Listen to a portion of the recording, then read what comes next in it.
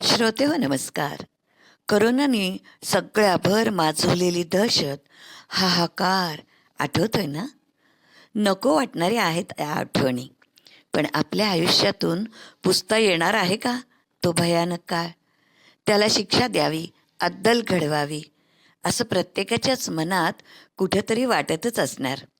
सवंगडीचे लेखक, नाटककार श्री सुधीर शिदये यांनी आपल्या या भावनांना वाचा फोडली आहे.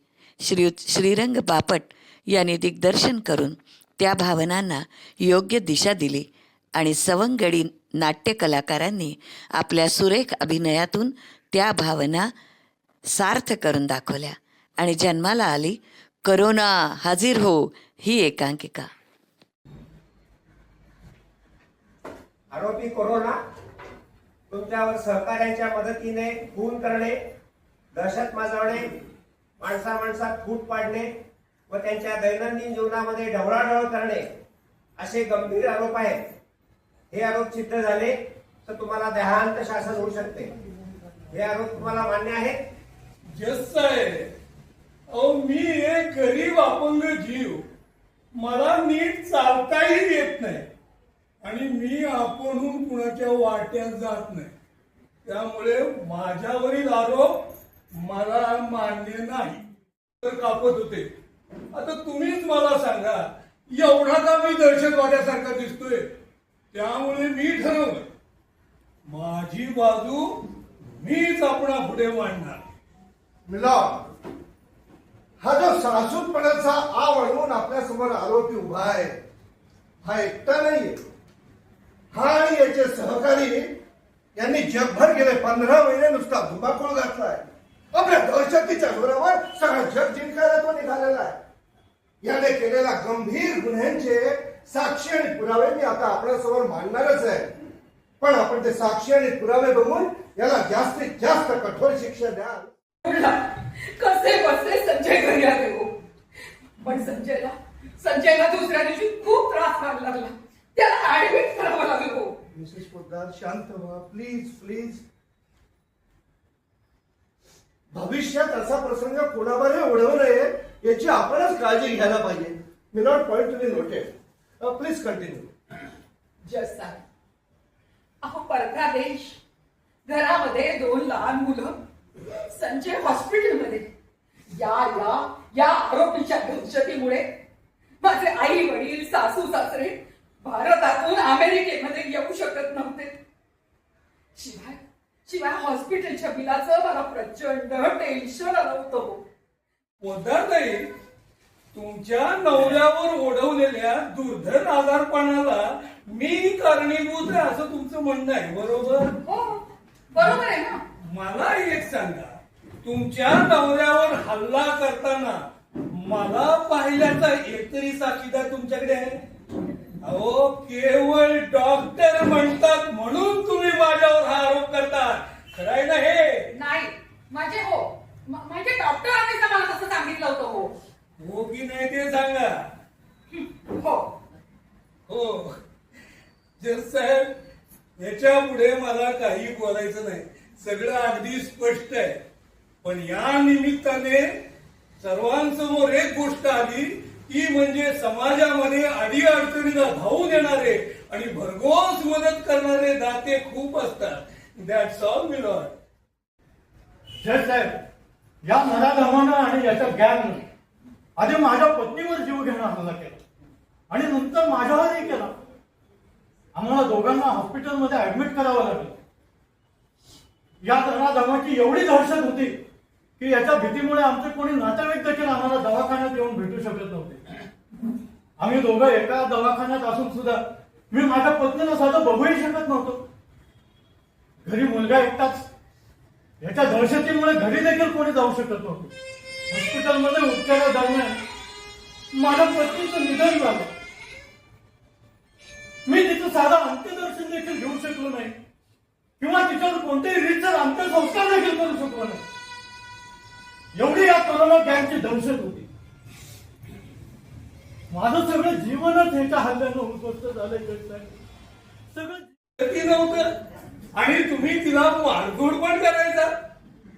तुम्ही केलेल्या हल्ल्यामुळे ती आतून जखमी झाली आणि उपचारादरम्यान तिचं निधन झालं. आणि हा आड आपल्यावर येऊ नये म्हणून तुम्ही माझ्या सहकार्याने तुमच्यावर हल्ला केल्याचं नाटक केलं आणि हॉस्पिटलमध्ये ऍडमिट झाला. खरं आहे ना हे? नाही नाही जज साहेब, ही आरोपीने रचलेली एक मनगडंत कहाणी आहे आणि खोटी आहे.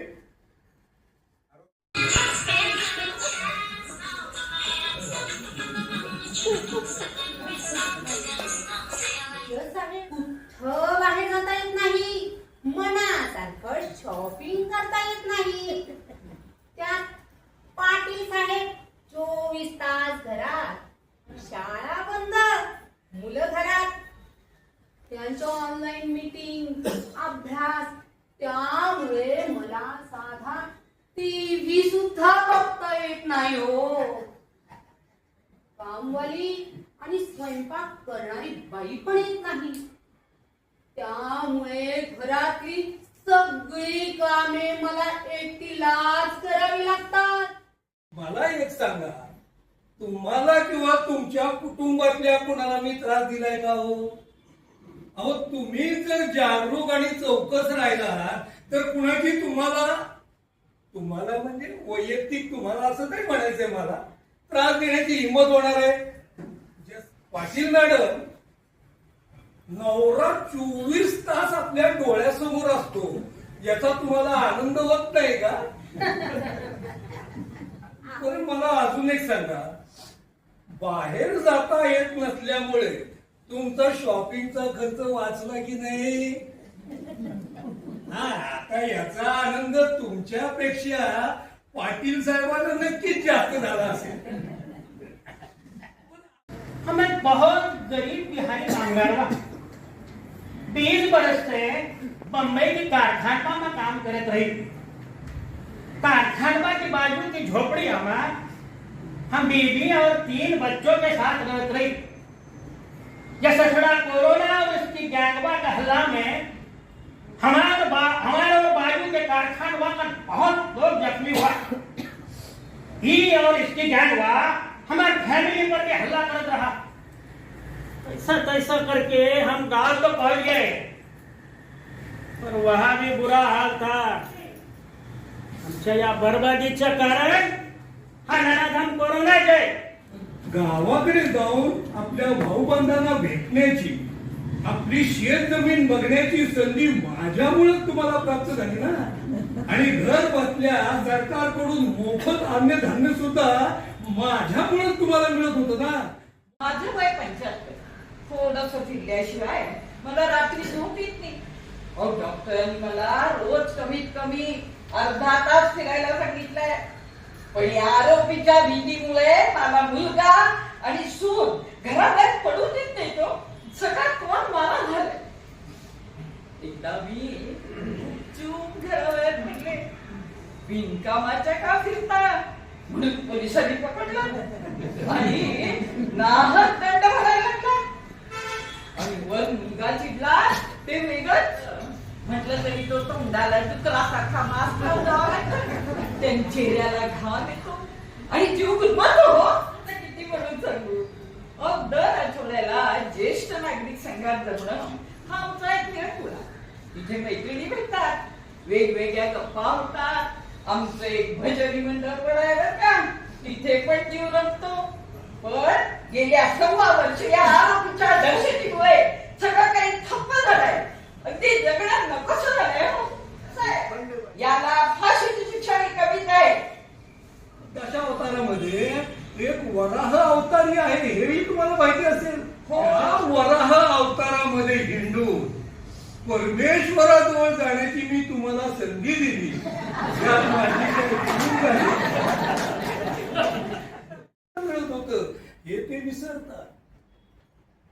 चौथ्या साक्षीदार देशपांडे आजी नवीन तंत्रज्ञान शिकून घेण्याची, वराह अवतारामध्ये हिंडून परमेश्वराजवळ जाण्याची आणि सुनेच्या संसारात ढवळाढवळ न करता विरक्तीचा अनुभव घेण्याची अशा अनेक संधी माझ्यामुळे त्यांना प्राप्त झाल्या.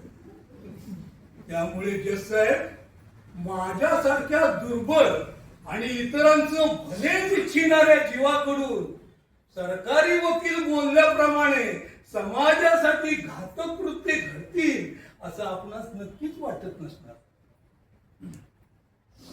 अजून एक गोष्ट मला आपल्या निदर्शनास आणून द्यायची आहे. ती म्हणजे माल्थस थिअरी ऑफ पॉप्युलेशन. त्याचा असा सिद्धांत आहे, जेव्हा जेव्हा जगामधली लोकसंख्या प्रमाणाबाहेर वाढते तेव्हा निसर्गाचा प्रकोप होऊन ती कमी होते.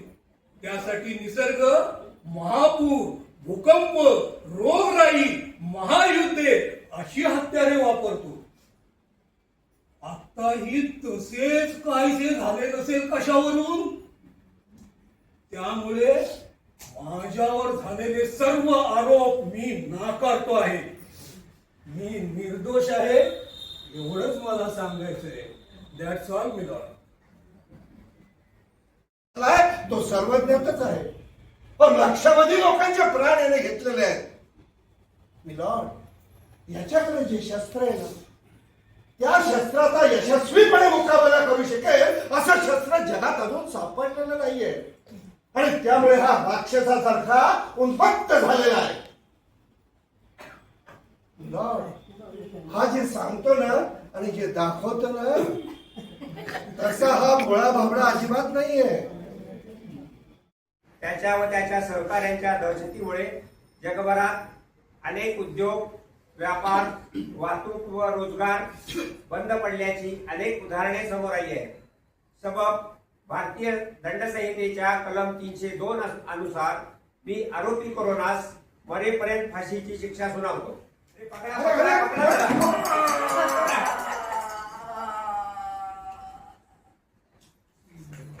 जज साहेब, याचे अनेक प्रश्न सत्य जग जाहीर आहेत. त्याला विना विलंब देहांताची शिक्षा मिळणे आवश्यक होते, परंतु आपल्या घटनेनुसार त्याला अपील करून शिक्षा लांबविण्याची संधी मिळते. ती मी त्याला देऊ इच्छित नव्हतो. त्याच्या शस्त्राला निकामी करणारे शस्त्र मी नुकतेच शोधून काढले आहे.